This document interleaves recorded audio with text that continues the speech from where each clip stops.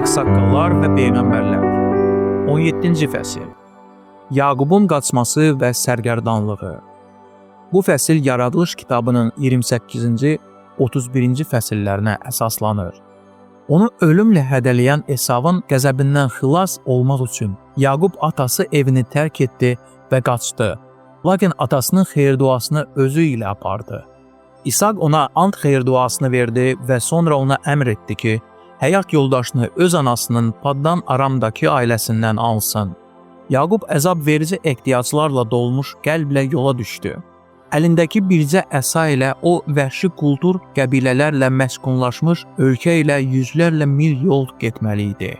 Vicdan əzabından və qorxudan üzülmüş halda o insanlardan qaçmağa çalışırdı ki, qəzəblənmiş Esav onun izinə düşməsin. Yaqub ehtiyat edirdi ki, Allahın ona vəd etdiyindən həmişəlik məhrum olmuşdu. Şeytan isə onun qəlbini tamahlarla üzmək üçün buradaca hazır idi.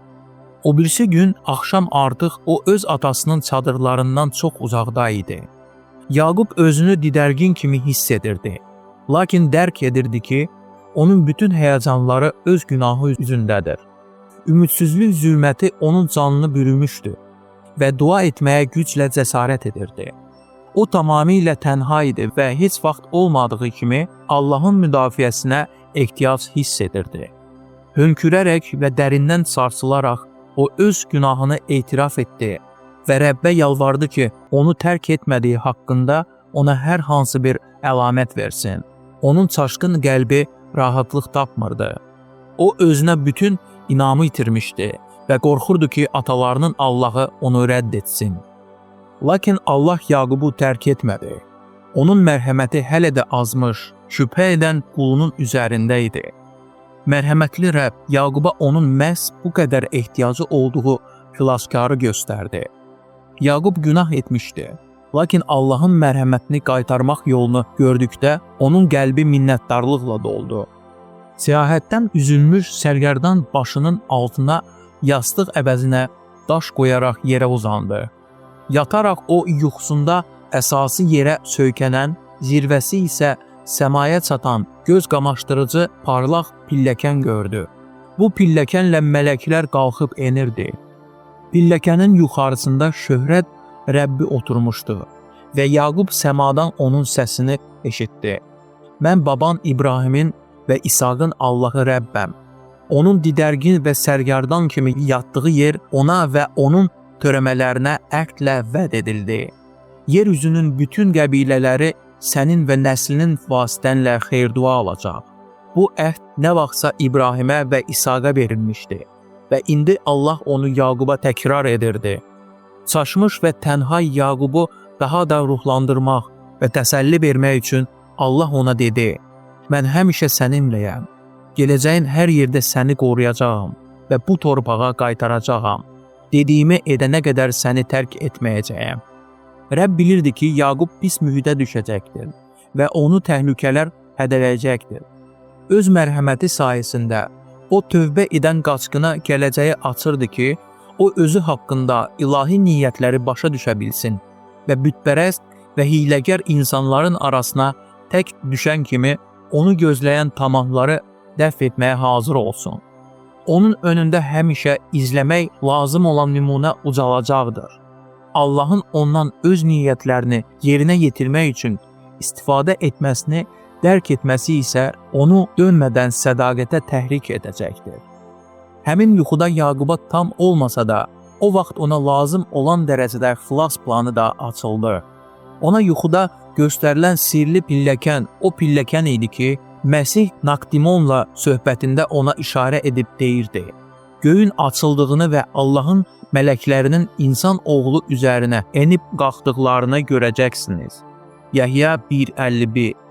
İnsan Allah idarəsinə üsyan etməyənə qədər o Allahla sərbəst ünsiyyət edə bilirdi. Lakin Adəm və Həvvanın günahı səmanı yerdən ayırdı və insan öz yaradanı ilə ünsiyyət edə bilmədi. Lakin dünya ümidsiz halda buraxılmadı. Pilləkən Allaha aparan müəyyən yol kimi İsa'nı simvolizə edir. Əgər o öz xidmətləri ilə günah uçurumu üzərindən körpü salmasaydı, onda Allahın mələkləri günaha batmış insanla ünsiyyət edib ona xidmət edə bilməzdilər. Məsih zəif və məyus olan insanı hədsiz güc mənbəyinə aparır. Bütün bunlar Yaquba yuxuda göstərildi. Xilas planının bir hissəsini ona elə həmin saat açsalar da, lakin böyük və sirli həqiqətləri o bütün həyatı boyu öyrəndi və onlar ona getdikcə daha tam açıldılar. Yaqub oyandı. Onun gecənin dərin sükutu əhatə edirdi. Röyanın gözəl səhnələri itmişdi. O yalnız yetim kimi durmuş təpələrin qeyri-aydın çizgilərini görürdü. Onların üzərində isə səmanı və parlaq ulduzları. Lakin Allah hüzurunun təntənəli təması onu tərk etmirdi. Ucaq Allah bu tənha yerdə gözə görünmədən onun yanında idi. Doğrudan da Allah buradadır. Mən isə bunu bilmirdim. Bu Allahın evindən başqa bir şey ola bilməz. Bura göylərin qapısıdır. Yaqub səhər tezdən qalxdı. O başının altına qoyduğu daşı götürüb sütun kimi qoydu və üstünə zeytun yağı tökdü. Mühüm hadisələri əbədiləşdirmək adətinə görə Yaqub Allah mərhəmətinə abidə ucaltdı ki, hər dəfə bu yerlərə gələndə bu müqəddəs yerdə dayansın və Allaha səcdə etsin. O bu yeri Bet-El və yaxud Allahın evi adlandırdı. Dərin minnətdarlıq hissi ilə o əhdi təkrar etdi ki, Allah onunla olacaqdır və sonra da təntənəli surətdə əqd etdi. Əgər Allah mənimlə olsa, getdiyim bu yolda məni qorusa, mən yemək üçün çörək və geymək üçün paltar versə, sağ-salamat atamın evinə dönsəm, o zaman Rəbb mənə Allah olacaq. Sütun olaraq qoyduğum bu daş da Allahın evi olacaq. Ay Allah, mənə verəcəyin hər şeyin onda birini sənə verəcəyəm. Yaqub burada Allaha heç bir şərt qoymurdu. Rəbb hələ buna qədər onu qorumağı və ona kömək etməyi vəd etmişdi və indi onun etdiyi əhd, məhəbbət və mərhəmət əminliyinə cavab olaraq onun Allaha duyduğu könül minnətdarlığına şəhadət edirdi. Yaqub hiss edirdi ki, Allahın ona qarşı müəyyən tələbləri vardır və o onları tanımalıdır. İlahi lütfün xüsusi təzahürlərinə nə iləsə cavab verməlidir. Beləcə bizə verilən hər bir xeyir-dua bizdə bizim bütün nemətlərimizin mənbəyinə minnətdarlıq hissi doğurur. Məsihçi öz həyatına tez-tez nəzər salmalıdır. Rəbbin iradəsi ilə baş verən, sınaqlarda dayaq olan, hər şey sanki qatı zülmətə büründüyü anda yol açan, ümid sönərkən ruhlandıran möcüzəli qurtuluş anlarını minnətdarlıqla xatırlamalıdır. Bütün bunları insan onu qoruyan səma mələklərinin qayğısının təzahürləri kimi qəbul etməlidir. Allah xeyir-dualarının nə qədər hədsiz olduğunu dərk edərək, o tez-tez özündən itayətkar və minnətdar qəlblə soruşmalıdır. Mənə etdiyi cömərtliyə görə mən Rəbbin borcunu necə qaytara bilərəm? Məzmur 17-12. İstedadları, mülkiyyəti, öz vaxtında bütün bu xeyir duaları bizə etibar edənə həsr etməliyik. Hər dəfə Allah bizi xüsusi möcüzəli şəkildə qurtaranda və yaxud da biz onun xeyirxahlığının yeni və gözlənilməz dəlillərini alanda öz minnətdarlığımızı yalnız sözlərlə deyil, həm də Yaqub kimi ona bəxşişlər gətirməklə izhar edərək Allahın xeyirxahlığını tanımalıyıq. Biz daim Allahın xeyir dualarını qəbul edirik və buna görə də daim ona öz bəxşişlərimizi qurban gətirməliyik. Ay Allah, mənə verəcəyin hər şeyin onda birini hökmən sənə verəcəyəm. Yaqub demişdi. Məgər xoş müjdənin tam işığına və üstünlüklərinə sevinən biz daha əvvəllər, daha az xoş olan dövrlərdə yaşayanlardan az bəxşiş etməklə razı qala bilərikmi? Yox. Əgər biz daha böyük xeyir dualardan istifadə ediriksə, buna uyğun olaraq bizim vəzifələrimiz də artmırmı? Lakin bu cür ölçüyə gəlməz məhəbbəti və belə hədsiz dərəcədə qiymətli bəxşişi zamanın riyazi hesablamaları ilə pul və bizim məhəbbətimizlə ölçmək və qiymətləndirmək cəhdləri necə də miskindir. Məsih üçün onda bir hissə, ay miskin quruşlar, qiyməti olmayan üçün nə qədər alçaq qiymət. Məsih Qalqota çarmıxından tam həsr olunmaya çağırır. Biz malik olduğumuz hər şeyi, bütün təbiətimizi Allaha həsr etməliyik. İlahi əkllərə yeni möhkəm imanla və səma mələklərinin huzurunda olduğuna inamla Yaqub şərq xalqlarının torpağına səyahətini davam etdirirdi. Yaradılış 29:1. Lakin onun bura gəlişi 100 il əvvəl İbrahimin qulunun gəlişindən nə qədər çox fərqlənirdi. Qul dəvə karvanı, insanlar, zəngin qızıl və gümüş hədiyyələri ilə gəlmişdi. İsaqın oğlu isə tənha, sürtülmüş ayaqlarla, əsadan başqa heç nəyi olmadığı halda, nə vaxtsa İbrahimin qulu kimi quyunun yanında oturdu və burada o birinci dəfə Lavanın kiçik qızı Rəhilə ilə rastlaşdı. İndi Yaqub öz xidmətini birinci təklif etdi. Quyudakı daşı aşırdı və heyvanları suvardı. Öz nəslindən danışaraq o Lavanın evinə dəvət edildi. O heç bir mülksüz və tək gəlsə də bir neçə həftə ərzində hamı onun çalışqanlığına və bacarığına əmin oldu və ondan qalmasını təkidlə xahiş etdilər. Razılığa gəldilər ki, o Rəhilə üçün Lavana 7 il xidmət etməlidir. Qədim zamanlardakı adətə görə bəy gəlinin atasına müəyyən miqdar pul ya da vəziyyətə uyğun olaraq bu pul dəyərində başqa qiymətli şeylər verməli idi. Bu ənənə nikahın zəmanəti sayılırdı. Valideynləri öz ailəsini maddi cəhətdən təmin edə bilməyən ərlərə öz qızlarının taleylərini etibar etməyi təhlükəsiz hesab etmirdilər. Əgər onlar kifayət qədər qənaətçil, təsərrüfatın idarə edilməsində çalışqan, sürüyə və torpağa qulluq etməkdə fəal olmasaydılar, bu onların öz həyatlarında heç nəyə naib olmayacaqları təhlükəsini doğururdu. Lakin gəlin üçün ödəməyə heç nəyi olmayanlar üçün başqa şərtlər nəzərdə tutulurdu. Onlara sevdiyi qızın atası üçün vacib olan pulun dəyəri miqdarında işləməyə imkan verilirdi. Bu cür gənc oğlan özünü bütün münasibətlərdə şərəfli və ləyaqətli aparanda qızı ona ərə verirdilər. Atanın qızı üçün aldığı başlığı isə bir qayda olaraq toyda gəlinə təqdim edirdilər. Rəhilə və Leya iləsə başqa cür alındı. Lavan onların almalı olduqları başlığı tamahkarcasına saxladı. Əram Nəhəriyəmdən çıxarkən dedikləri bu sözlərdə onlar məhz bunu nəzərdə tuturdular. O bizi satıb, bizim üçün ödənmiş pulu da xərclədi. İnsanların hərdən Lavan kimi sui-istifadə etdikləri bu qədim adət mahiyyətcə çox yaxşı idi. Gənc oğlandan nişanlısı üçün işləmək tələb olunanda, nikah təxirə salınanda bu onun hisslərinin sınanması üçün, həm də ailəni təmin etmək qabiliyyətini yoxlamaq üçün imkan verirdi. Bizim dövrdə çoxlu pisliklər məhz ona görə baş verir ki, tərsinə edirlər. Çox vaxt elə olur ki, gənclər nikaha qədər bir-birlərinin vərdişlərini və meyillərini, nişanlısının məişət həyatını necə təsəvvür etməsini öyrənmək üçün çox az imkana malik olurlar. Onlar nikah gününə qədər bir-birlərini faktiki olaraq tanımırlar. Çoxları həddindən gec bu nəticəyə gəlirlər ki, onlar bir-birlərinə uyğun gəlmirlər və onların ittifaqının nəticəsi ömürləri boyu bədbəxtlik olur.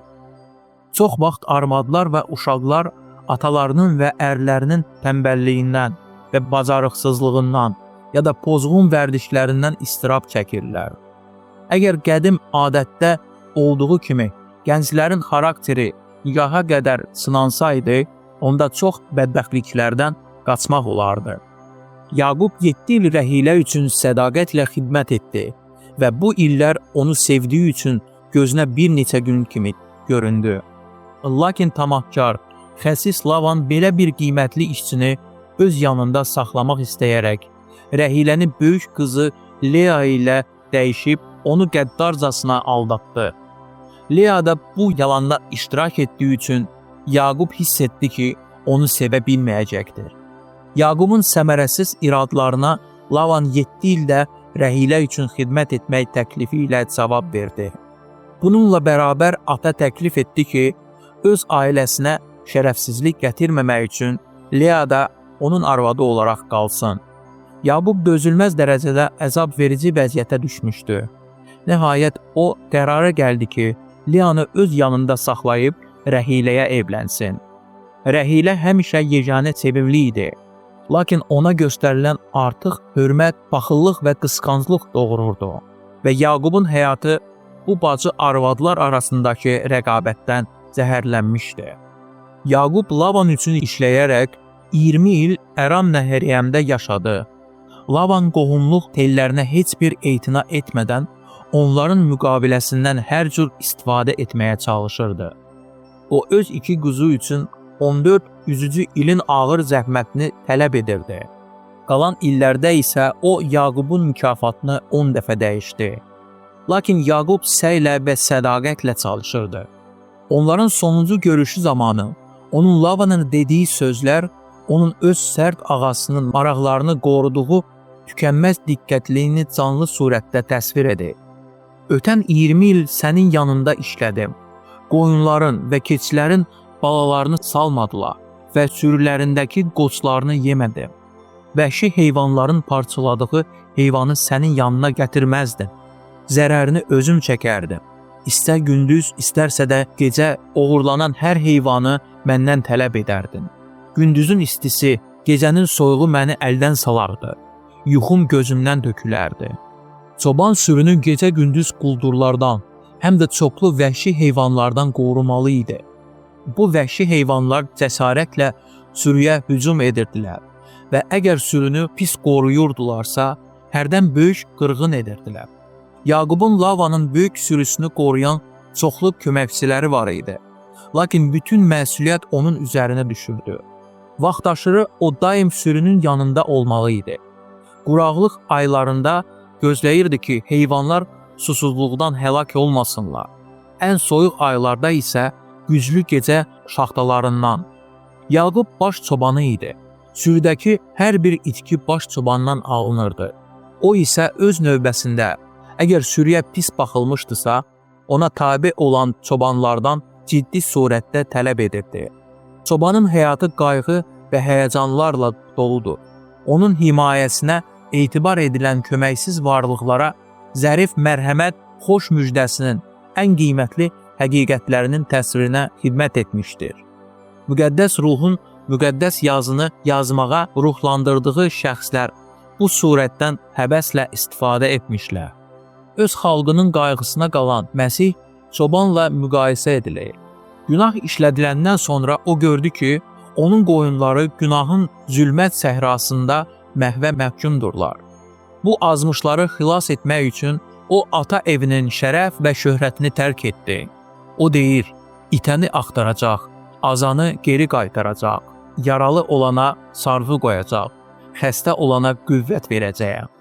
Mən sürümü xilas edəcəyəm. Onlar daha qarət malı olmayacaq və vəhşi heyvanların yemi olmayacaq. Yezekiyel 34, 16, 22, 28. Məsih onları öz məskəninə çağırır və bu bir çarda, qızmar istidə kölgə, yağışa, fırtınaya qarşı sığınacaq, daldalanma yeri olacaq. İşaya 4, 6. O yorulmadan öz qoyunlarının qayğısına qalır. O zəiflərə dayaq olur. İstirab çəkənlərə kömək edir. Quzuları əlinə götürür və onları bağrına basır. Onun qoyunlar onu sevirlər. Yad adamın ardınca isə getməzlər. Lakin ondan qaçarlar.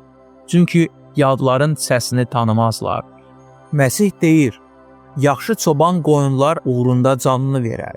Qoyunların çobanı və sahibi olmayan muzdur. Qurdun gəldiyini gördükdə qoyunları atıb qaçar. Qurd da onları qapar və parçalayar. Adam qaçar, çünki muzdurdur və qoyunların qayğısına qalmaz. Yaxşı çoban mənəm, mənimkiləri tanıyıram, mənimkilər də məni tanıyırlar. Yahya 10, 11, 14.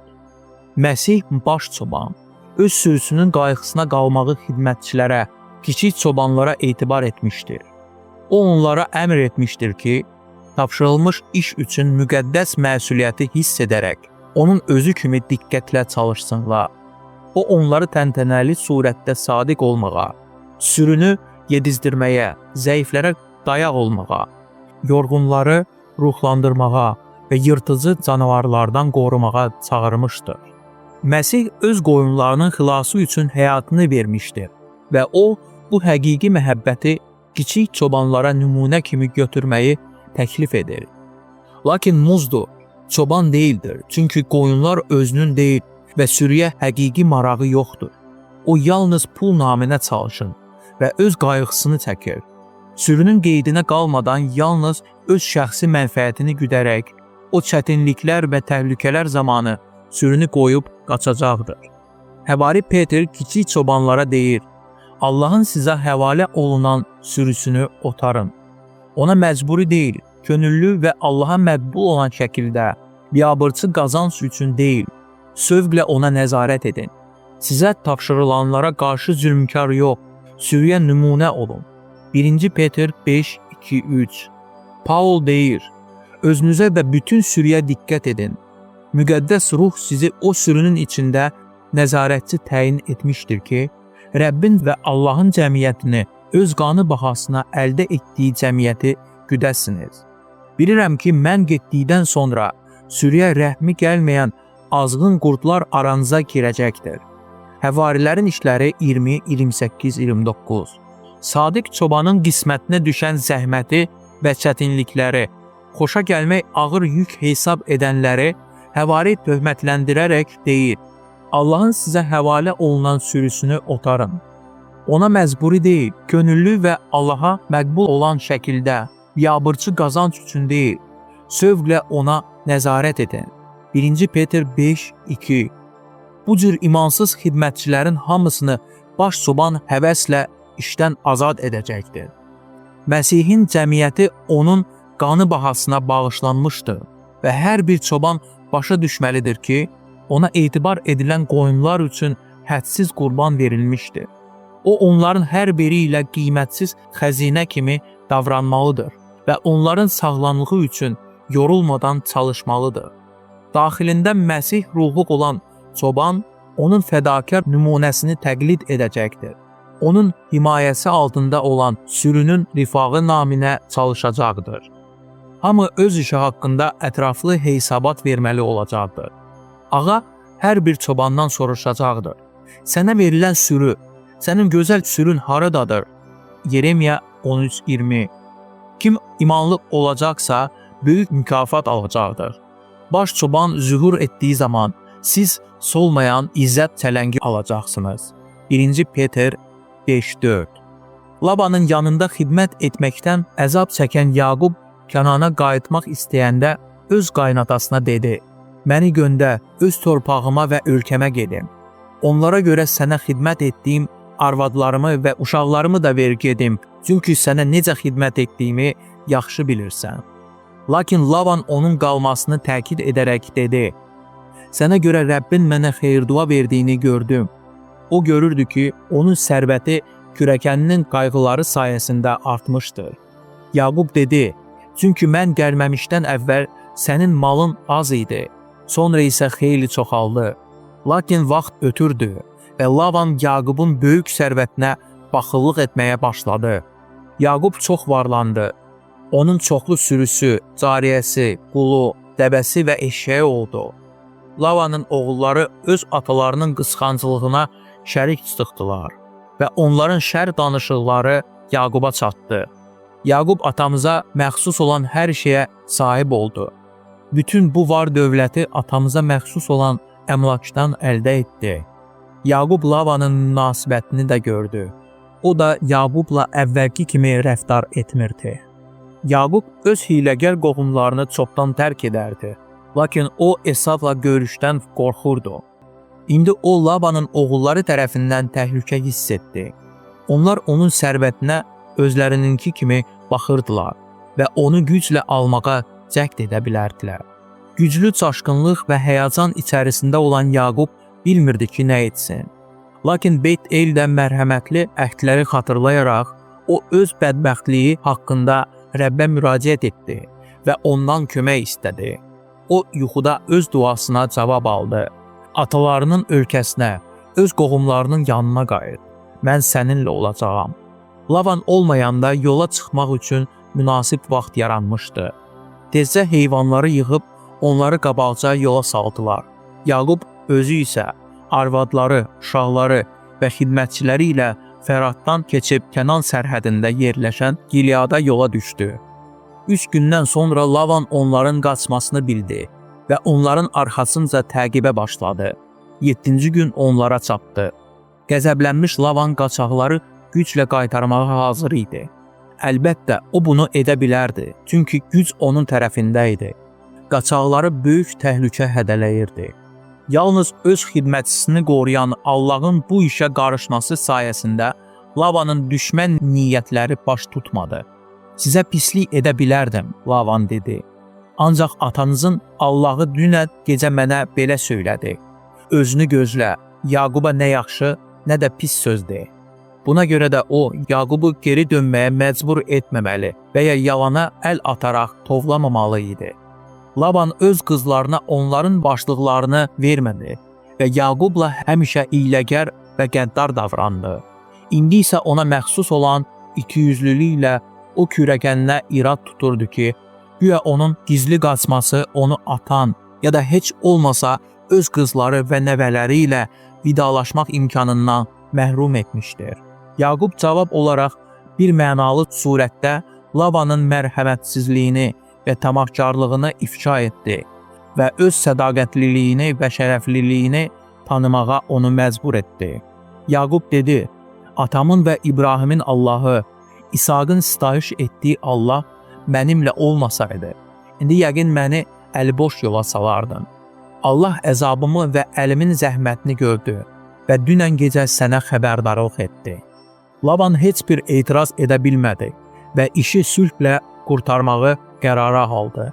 Yaqub bu təklifə razılaşdı və tezliklə onların ittifaqının abidəsi olaraq daşlardan təpə ucaltdılar. Laban bu qurğunu Mispa, yəni keşikçi qülləsi adlandırdı və dedi, bir-birimizdən ayrılan zaman qoy Rəbb səninlə mənim aramda gözətçi olsun. Laban yenə Yaquba dedi, bax, bu da öz aramızda düzəltdiyimiz qalaq və sütun. Bu qalaq və sütun şahid olsunlar ki, nə məl sənin tərəfinə, qalağın o tayına gedəcəyə, nə də sən pislik etmək üçün mənim tərəfimə, qalağın və sütunun bu tayına gələcəksən. Qoy İbrahimin, Naxorun və onların atalarının Allahı aramızda hökm etsin. Yaqub atası İsaqın sitayiş etdiyi Allaha and içdi. İttifaq bağlayaraq onlar qonaqlıq təşkil etdilər. Gecə dostcasına ünsiyyətlə keçdi. Sübh tezdən Laban öz adamları ilə geri qayıtdı. İbrahimin övladları ilə Paddan Aram sakinləri arasındakı hər cür əlaqə bununla da kəsildi.